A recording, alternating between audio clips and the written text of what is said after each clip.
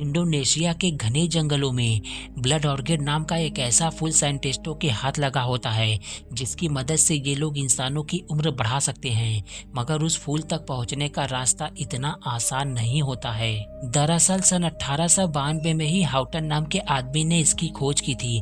उसके बाद से जितने भी साइंटिस्टों ने उसको पाने की कोशिश की, उन सभी ने अपनी जान गंवा दी और ये फूल 7 सालों में सिर्फ एक बार ही खिलता है। गॉर्डन और उसकी पूरी टीम ने मिलकर बोर्निया से इस फूल का सिर्फ एक ही सैंपल लेकर आए होते हैं, मगर वो अध्ययन के दौरान खराब हो जाता है। लेकिन इनको ये पता चल जाता है कि इस फूल में इंसानों की उम्र बढ़ाने की क्षमता है और ये बात जैक वैक्सनहॉल कंपनी के सीईओ को बता रहा होता है, क्योंकि इन्होंने उनसे वादा किया होता है कि हम आपको एक ऐसी दवा देंगे जो आज तक पूरी दुनिया में किसी ने नहीं बनाई होगी। और कहता है कि हम बहुत लकी हैं क्योंकि हमें पता चला है कि ब्लड ऑर्किड फूल इस टाइम पे खिला हुआ है, जो केवल 2 हफ्तों के लिए और खिला रहेगा। अगर हमने देर कर दी तो फिर हमें 7 साल का वेट करना पड़ेगा। ये सुनने के बाद वैक्सनहॉल कंपनी का सीईओ इनके सफर में जितना भी पैसा लगेगा वो देने के लिए रेडी हो जाता है। साथ ही कहता है कि मुझे इस फूल से बनने वाली दवा हर हाल में चाहिए। फिर क्या था, गॉर्डन और जैक मिल के अपनी एक टीम तैयार करके इंडोनेशिया पहुंच जाते हैं, क्योंकि ब्लड ऑर्किड फूल यही बोर्निया के जंगलों में पाया जाता है। मगर इस वक्त यहाँ पे बारिश का मौसम होता है, इसलिए कोई भी मछुआरा नदी में जाने को तैयार नहीं होता है। दरअसल इनके पास रिजर्व बोट नहीं होती है, क्योंकि वैक्सनहॉल कंपनी ने इनको पैसा काफी लेट दिया होता है। इसीलिए ये सब यहीं के एक लोकल आदमी को पकड़ते हैं जिसका नाम विल जॉनसन होता है, जो इनको वहां तक पहुंचाने का $50,000 मांगता है और जैक उसको देने के लिए तैयार हो जाता है। इसके बाद ये सब एक ऐसे खतरनाक सफर पे निकल पड़ते हैं जिसके बारे में इनको खुद नहीं पता होता कि इनके साथ आगे क्या होने वाला है। और जैक अपनी पूरी टीम के साथ वहां पे जल्द से जल्द पहुंचने के लिए तेज रास्ते का चुनाव करता है। शाम को जब ये सब लंच कर रहे होते हैं तभी विल का बंदर इनके पास आता है और विल उसको वहां से भगा देता है। इसलिए वो एक पेड़ पे फल तोड़ने के लिए चढ़ जाता है, मगर तब तक इनकी बोट उस जगह से आगे निकल जाती है और वो वहीं ऊपर ही रह जाता है। ये देख के वो इनका लगातार पीछा करता है, मगर तभी उसको एक बहुत ही विशालकाय एनाकोंडा दिख जाता है, जिसे देख के ये डर के मारे पेड़ के ऊपर ही रात बिताता है। इधर सुबह बोट पे बिल उसको ढूंढ रहा होता है, तभी गेल फोन से बात करते हुए अचानक से नदी में गिर जाती है और उसके ऊपर एक मगरमच्छ हमला कर देता है। ये देख के बिल उसको तुरंत ही पानी में कूद जाता है बचाने के लिए। गॉर्डन उसको बोट के ऊपर तो खींच लेता है, मगर बिल उस मगरमच्छ को पानी में ही मार देता है। इसके कुछ देर बाद दिखाया जाता है कि उस मरे हुए मगरमच्छ को कोई चीज अंदर खींच लेती है। फिर ये सभी बैठ के आपस में बात कर ही रहे होते हैं कि इनके बीच में बिल का बंदर कूद जाता है, जिससे देखकर ये बहुत ज्यादा डर जाते हैं। पर वो तो खुद ही बहुत ज्यादा डरा हुआ होता है और रात में काफी ज्यादा बारिश की वजह से नदी का स्तर काफी तेजी से बढ़ रहा होता है। ये देख के बिल जैक से कहता है कि हम सब के लिए इस रास्ते से आगे बढ़ना खतरनाक हो सकता है, इसलिए हमें दूसरा रास्ता पकड़ना होगा। इस पर वो कहता है कि हम इसी रास्ते से जाएंगे क्योंकि हमारे पास ज्यादा टाइम नहीं है। अगर तुमको और पैसे चाहिए तो बोलो, मैं दूंगा, मगर हम इसी रास्ते से जाएंगे। और पैसे मिलने के लालच में बिल भी मान जाता है। सुबह तक बारिश होने की वजह से नदी में बाढ़ आ चुकी होती है, जिससे इनको किनारे का पता ही नहीं चल पाता है। तभी इनकी बोट की स्टीयरिंग जैम हो जाती है, जिस वजह से ये अपना रास्ता बदल ही नहीं पाते हैं और ये सभी बहुत ही तेजी से आगे बढ़ रहे होते हैं। दरअसल इनकी बोट झरने के काफी करीब होती है, जिस वजह से ये उस ओर खींचे चले जाते हैं और ये सभी बोट समेत झरने से नीचे गिर जाते हैं। हालांकि किसी की जान नहीं जाती, मगर इन्होंने अपनी बोट खो दी होती है। इसके बाद जैक अपने एक दोस्त को कॉल करके उससे मदद मांगता है, जो इसी इलाके में अपनी बोट चलाता है। इनकी मदद करने के बदले में वो बिल से $5,000 मांगता है और बिल उसको देने के लिए रेडी हो जाता है, क्योंकि इनके पास कोई दूसरा ऑप्शन नहीं होता है और अब इनको जंगल के बीच से होते हुए नदी की दूसरी ओर जाना होगा ताकि ये सभी यहाँ से निकल सके। इसलिए ये सब अब बिना देर किए निकल पड़ते हैं उस ओर। रास्ते में इनको एक छोटी सी नदी को पार करना पड़ता है। जब ये लोग उसको पार कर ही रहे होते हैं तभी बेन को कोई चीज नीचे पानी में खींच लेती है। गेल को लगता था कि वो उसको डराने की कोशिश कर रहा है, इसलिए वो उसको ऊपर आने को कहती है, है। जब वो ऊपर आता है तो वो काफ़ी ज़्यादा जख्मी होता है। तभी उसको एक बहुत ही बड़ा एनाकोंडा इनके सामने ही निकल जाता है। इतने बड़े एनाकोंडा को देख के ये लोग वहाँ से भाग जाते हैं। अब इनका एक साथी मारा जा चुका है और इतने बड़े सांप को देख के कॉल इतना ज़्यादा डर गया होता है कि अब वो किसी भी हाल में इस जंगल से बाहर निकलना चाहता है। ये देख के जैक उसको शांत कराता है। तब बिल इन सबको बताता है कि मैंने आज तक अपनी जिंदगी में इतना बड़ा एनाकोंडा नहीं देखा है। ये तो कुदरत का एक कहर है। अगर ये यहाँ पे है तो इसका मतलब है कि अब हमें मीलों तक कोई दूसरा एनाकोंडा नहीं देखने को मिलेगा, क्योंकि इतने बड़े सांप का इलाका भी काफी बड़ा होता है। साथ ही बताता है कि जब कोई एनाकोंडा इंसान को निगलता है तो उसको हजम करने में हफ्तों लग जाता है, इसलिए हमें जल्द से जल्द बोट तक पहुंचना होगा। अब गेल कहती है कि तू देर किस बात की है, चलो बोट तक। इसके बाद हम सभी लोग घर जाएंगे, क्योंकि मैं वेक्सन हॉल कंपनी की ओर से इस मिशन को यहीं पे स्टॉप करती हूँ।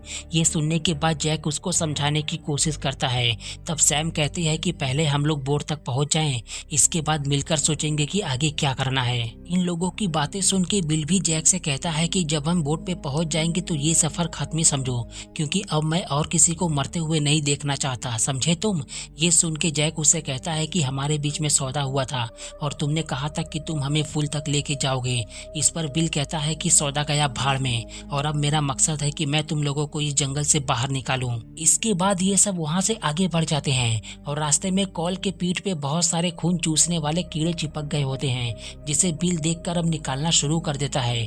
और इसी दौरान बिल का असिस्टेंट ट्रेन गॉर्डन को बताता है कि अगर ये मकड़ी तुमको डंक मार देता तो या तो तुम पैरालाइज हो जाते या फिर तुम मर भी सकते थे।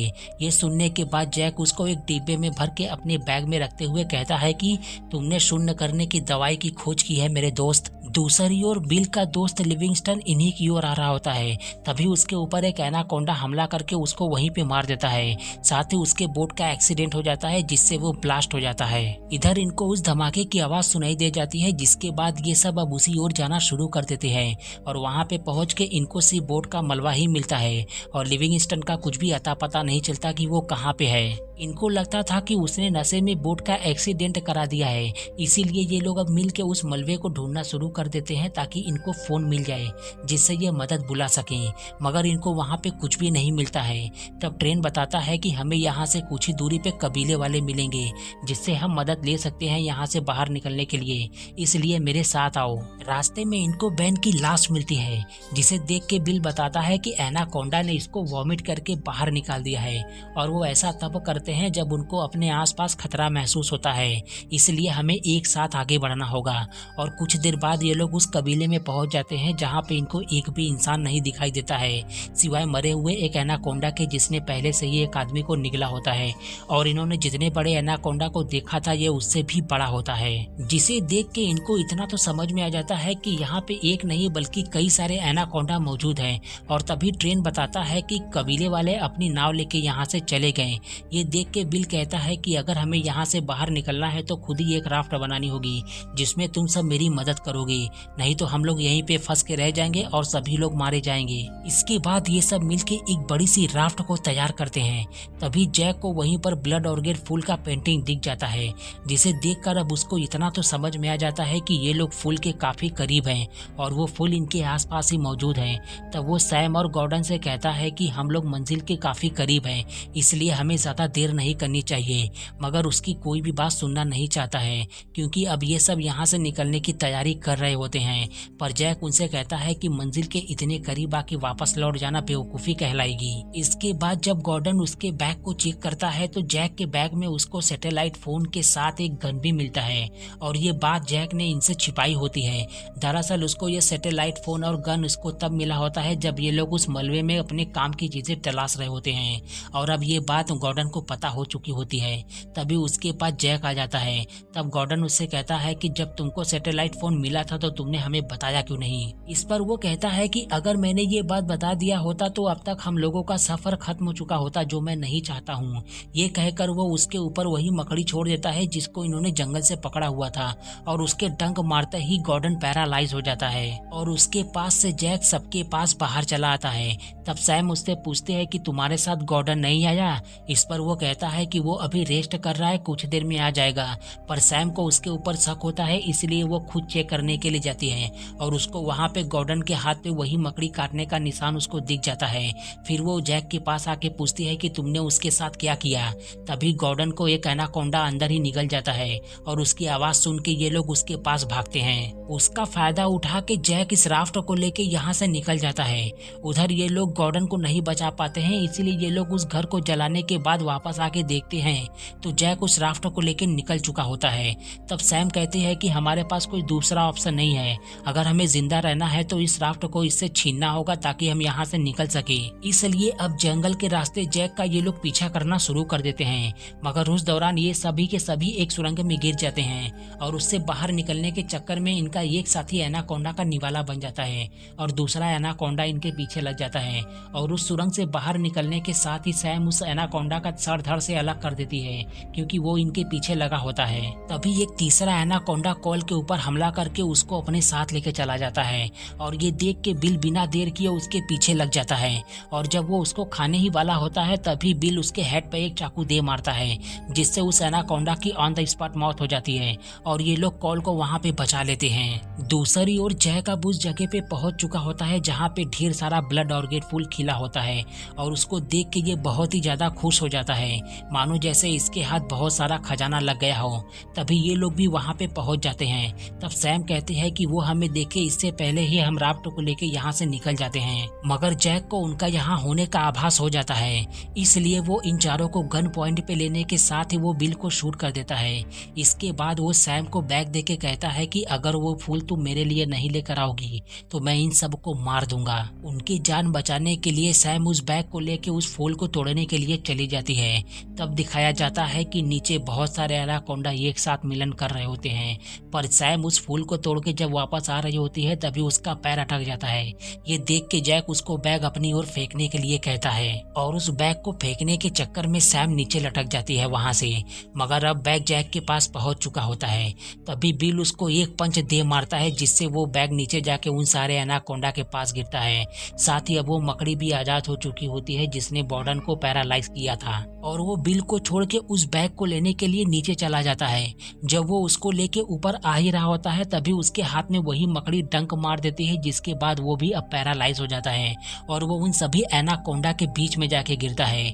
ऊपर से सैम भी उन्हीं के बीच में जाके गिरती है, मगर ये लोग उसको बचा लेते हैं, लेकिन जैक को वो सभी एनाकोंडा मिलके वहीं पर खत्म कर देते हैं। पर सैम के साथ एक एनाकोंडा भी ऊपर आ चुका होता है जो अब इन सबको खत्म करना चाहता है और वो जब इनके ऊपर हमला करता है तभी ये लोग उसके मुंह में एक केरोसिन से भरा हुआ टैंक फेंक देते हैं और कॉल तुरंत ही उसके मुंह में फ्लेयर फायर कर देता है जिससे वो ब्लास्ट हो जाता है और आसपास की जितनी भी चट्टानें होती हैं वो सभी उस गड्ढे में गिर जाती हैं जिसमें दब के उन सभी एनाकोंडा की मौत हो जाती है। इसके बाद ये चारों उस राफ्ट को लेके वहां से निकल जाते हैं और इसी के साथ ये कहानी यहीं पे खत्म हो जाती है। इस कहानी में हमें ये बताया गया कि एनाकोंडा जो होते हैं वो सभी मरते दम तक विकास करते हैं और इनके इतने बड़े होने का कारण ये होता है कि ये सभी लोग ब्लड ऑर्किड फूल का अपने भोजन में यूज करते हैं, इसीलिए इनकी उम्र बढ़ जाती है, साथ ही इनका शरीर भी बहुत ही ज्यादा विकास कर जाता है। और जैक की पूरी टीम इस फूल का यूज करके एक ऐसी दवा डेवलप करना चाहते थे जिससे ये लोग इंसानों की उम्र बढ़ा सकते थे, पर इससे पहले इनको उसका सीरम बना के जानवरों के ऊपर यूज करना था, जिसके लिए ये लोग यहाँ पे आए होते हैं। मगर इनको एनाकोंडा को देख के इनका ये भी डाउट क्लियर हो जाता है, इसीलिए जैक उस फूल को पाने की जिद पकड़ लेता है जिसमें वो खुद की जान गंवा बैठता है। और इस कहानी से हमें ये सीखने को मिलता है कि हमें कभी भी कुदरत के नियमों के साथ खिलवाड़ नहीं करना चाहिए, क्योंकि उसने जो भी चीज बनाई होती है उसकी सुरक्षा के लिए किसी न किसी को तैयार रखती है। उम्मीद करते हैं कि आपको हमारी मेहनत पसंद आई होगी। अगर वीडियो अच्छा लगा हो तो लाइक जरूर करें और ऐसे ही मूवी एक्सप्लेनेशन देखने के लिए इस चैनल को सब्सक्राइब करें।